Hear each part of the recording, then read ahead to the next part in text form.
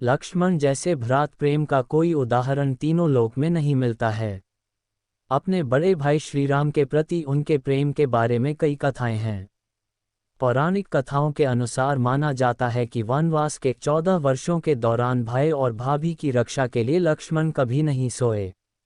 इस कारण उन्हें गुडाकेश कहा जाता था। गुडाकेश का मतलब जो निद्रा का स्वामी हो। अपनी इसी खासियत की वजह से लक्ष्मण लंका युद्ध में रावण के बड़े पुत्र और बेहद पराक्रमी योद्धा और अति बलशाली मेघनाद का वध करने में सफल रहे थे। लक्ष्मण ने अपने बाण से मेघनाद का सिर धड़ से अलग कर दिया था। मेघनाद को मिला था वरदान। कथाओं के अनुसार रावण ने स्वर्ग पर अपना कब्जा जमाने के लिए देवताओं पर आक्रमण कर दिया था। इस युद्ध में मेघनाद ने भी भाग लिया था। मेघनाद ने इंद्र सहित सभी देवताओं को परास्त कर दिया, जिसके बाद उन्हें इंद्रजीत के नाम से पुकारा जाने लगा। युद्ध जीतने के बाद मेघनाद जब लंका जाने लगे तो उन्होंने इंद्र को अपने साथ ले लिया। ब्रह्मा जी ने मेघनाद से कहा कि अगर वो इंद्र को मुक्त कर देंगे तो वह उन्हें एक वरदान देंगे।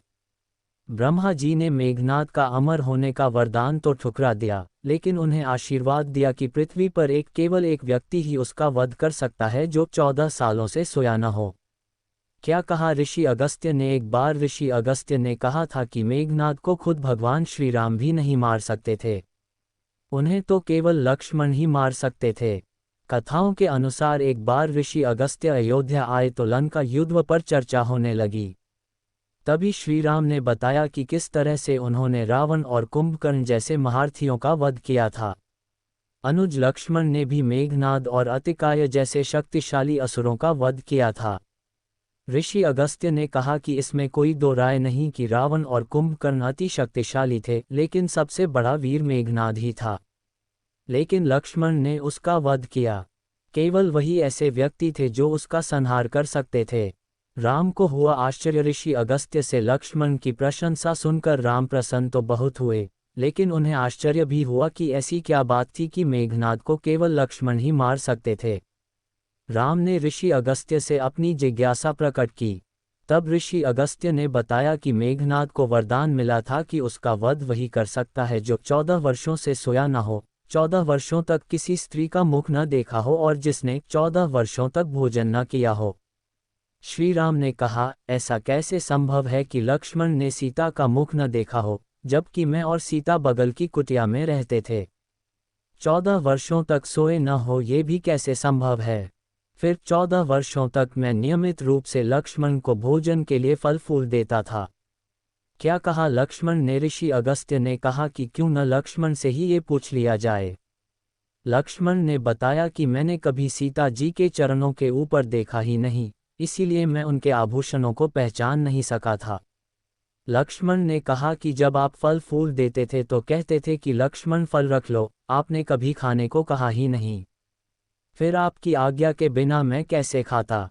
4 वर्षों तक नहीं सोने के बारे में लक्ष्मण ने कहा कि आप और सीता माता एक कुटिया में सोते थे, मैं बाहर धनुष पर बाण चढ़ाए रक्षा में खड़ा रहता था। निद्रा देवी ने दिया वरदान। लक्ष्मण ने कहा कि वनवास की पहली रात को ही जब राम और सीता माता सो रहे थे तो निद्रा देवी आईं। लक्ष्मण ने निद्रा देवी से प्रार्थना की उन्हें ऐसा वरदान दे कि पूरे वनवास के दौरान उन्हें नींद न आए ताकि वह अपने प्रिय भाई और भाभी की रक्षा कर सकें। निद्रा देवी प्रसन्न होकर बोली कि अगर कोई तुम्हारे बदले 14 सालों तक सोए तो यह वरदान तुम्हें प्राप्त हो सकता है। इसके बाद लक्ष्मण के आग्रह पर निद्रा देवी लक्ष्मण की पत्नी और सीता की बहन उर्मिला के पास पहुंची। उर्मिला ने लक्ष्मण के बदले पूरे वनवास के दौरान सोना स्वीकार कर लिया और वह 14 वर्षों कर सोती रहीं।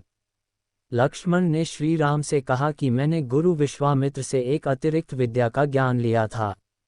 इसके जरिए कोई भी व्यक्ति बिना अन्न ग्रहण किए जीवित रह सकता है। लक्ष्मण ने कहा कि उसी विद्या से मैंने अपनी भूख नियंत्रित की। ये सुनकर प्रभु श्री राम ने लक्ष्मण को गले से लगा लिया।